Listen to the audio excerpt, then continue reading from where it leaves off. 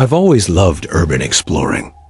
Old factories, abandoned houses, forgotten buildings swallowed up by weeds and time.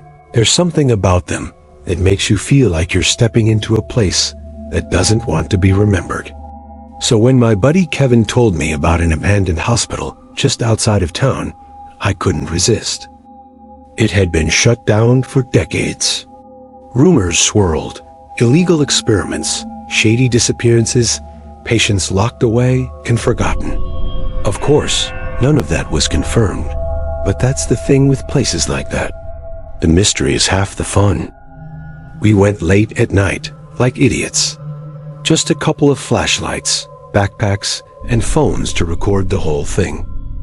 The moment we stepped inside, the air felt heavy, like the whole building was holding its breath.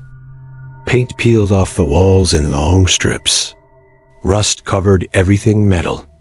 Old wheelchairs sat abandoned in the corners, as if the patients had just gotten up and walked away mid-treatment. We split up. Kevin went toward the old surgical wing while I headed upstairs. The stairwell echoed with every step I took. My flashlight beam cut through the dark, dust dancing in the air.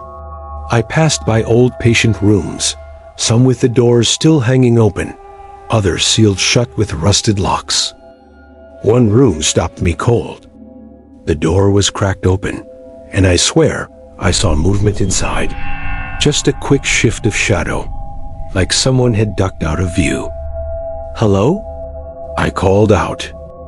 No answer. I pushed the door open with the end of my flashlight, half expecting a raccoon or some junkie squatting. But the room was empty, except for the bed. The mattress was torn apart, springs sticking out like bones, but what caught my eye was the straps. Leather restraints, all four corners. And the leather wasn't old and cracked like everything else in the building. It looked new, like it had been used. I felt a chill crawl up my spine. I turned to leave, but froze. The door I had just pushed open was closed. I hadn't heard it move. And on the other side of it, I could hear footsteps. Like someone didn't want me to know they were there. I held my breath, gripping my flashlight like a weapon, waiting for the door to swing open.